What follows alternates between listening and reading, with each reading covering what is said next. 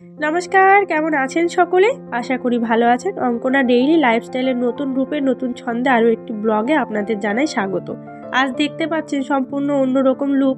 হ্যাঁ, আজকের দিনটি হচ্ছে 25শে ডিসেম্বর। আজ আমরা ছোট্ট করে একটু আয়োজন করেছি, পিকনিকের আয়োজন। আমরা 4টে ফ্যামিলি মিলে। এখানে আরও একটি দিদিভাই অনুপস্থিত আছে, তবে কিছুক্ষণ পরে তাকেও আপনারা দেখতে পাবেন। তো এখানে এই যে ঝর্ণাদি, যিনি পেঁয়াজ কাটছেন, উনি হচ্ছেন আমাদের আর একটা দিদিভাই। আর ওই দিদিভাই উনিও আমার পাশের ঘরের। আর আমি এখানে দেখছেন বিনটা ভাজা করছি।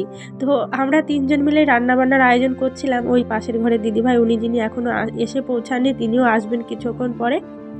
আসলে কি জানেন তো, এই মুহূর্তটা একটু আপনাদের সঙ্গে শেয়ার করা কি, আমি তো এটাকে ডায়েরি হিসাবেই করি। আমার ইউটিউব জার্নিটা হচ্ছে একটা ডায়েরির মতন। তো আমি প্রত্যেক দিন দৈনন্দিন কী করলাম, আমার ডেইলি লাইফস্টাইল কেমন কাটছে কি না কাটছে, সেটাই একটু আপনাদের সঙ্গে শেয়ার করা। ইনি হলেন আমাদের সবথেকে বয়োজ্যেষ্ঠ মাসিমা। এই যে সবিতাদিকে দেখতে পাচ্ছেন, এনার মা ইনি। তো আমরা কোয়ার্টারে যেহেতু থাকি, একজন মানুষ আসলে তাকে সত্যি কথা বলতে আমরা অন্যরূপে চিনি, অন্যরূপে জানা। ওই মাসিমা ওনার মা। তো সুতরাং আমাদের সকলেরই খুব কাছের এবং ভালোবাসার একজন মানুষ এবং সম্মানীয় মানুষ। আর ওদিকে বাচ্চারা সবাই ঘরে বসে আনন্দ করছে। এখানে টিভিটা চালানো আছে, সেই জন্য কিন্তু কপিরাইটের ভয়ে কোনো রকমই বাইরের আওয়াজটা ক্যাপচার করা গেল না। আর এদিকে বেগুনি হবে। আজকের মেনুতে আমাদের কি কি থাকছে সেটা তো আপনারা জানতেই পারবেন, দেখতেই পারবেন। আশা করি এতক্ষণে কিছুটা হলেও বুঝতে পেরেছেন।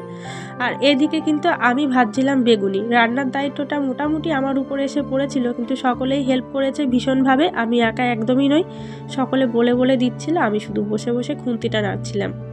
আর যে খুন্তি নাড়ে তার তো কষ্টটা কম হয়, সেই কাজটি আমি বেছে নিয়েছিলাম যাতে আমার উঠতে কম হয়, সেই জন্য।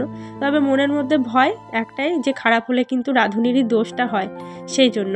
আর এখানে দিদিভাই কিছু খেতে চাইছিল না, তাকে আমি জোর করে খাওয়াচ্ছিলাম যে একটু কিছু মুখে দাও, একটু কিছু মুখে দাও।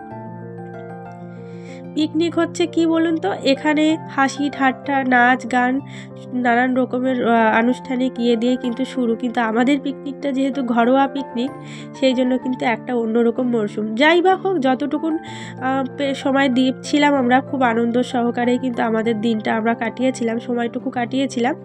আগামী বছর হয়তো আরও ভালোভাবে দিনগুলো কাটাতে পারবো। যাই বা হোক, চলুন। এখানে রান্নাবান্নার সমস্ত প্রস্তুতি কিন্তু আমাদের হয়ে গেছে। আর এখানে বাচ্চাগুলো, অর্থাৎ স্নিধি, আমার ছেলে, আর পাশের ঘরে আর একটা বাচ্চা। তো সকলে মিলে এখানে বাচ্চারা বাচ্চাদের মতন নাচ করছিল, গান করছিল। ওরা ওদের মতন করে সময় কাটাচ্ছিল, আমাদের হাজব্যান্ডরা সকলে হাজব্যান্ডের মতন করে সময় কাটাচ্ছিল।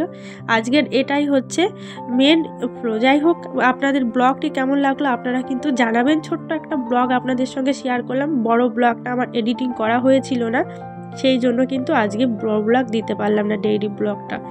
এদিকে আমাদের চিলি চিকেনের জন্য চিকেন পকোড়াগুলো ভাজা হচ্ছিল, আর এখানে আমি ভাজছিলাম বেগুনি। আসলে কি জানেন তো, অনেক রান্না তো, আমরা প্রায় খাবো হচ্ছে প্রায় 20-25 জন মতন। তো সকলের রান্নাবান্নাটা এক জায়গাতে করে উঠতে পারছিলাম না, তাই ঘরের গ্যাসেও এদিকে রান্না বসিয়েছি, আর ওদিকে বাইরের গ্যাসেও কিন্তু রান্নাটা বসিয়ে দিয়েছি, যাতে তাড়াতাড়ি করে রান্না হয়। সবাই মিলে যেহেতু সামলানো হচ্ছে।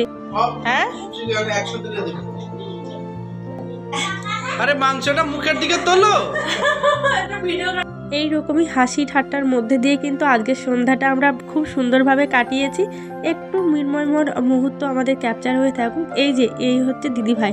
আমি আর এই দিদিভাই কিন্তু একই এলাকার মানুষ, মানে নদিয়া জেলার মানুষ। আমরা এখন পূর্ব মেদিনীপুরে আছি। আর ইনি হলে সার্থক, ওনার ছেলে।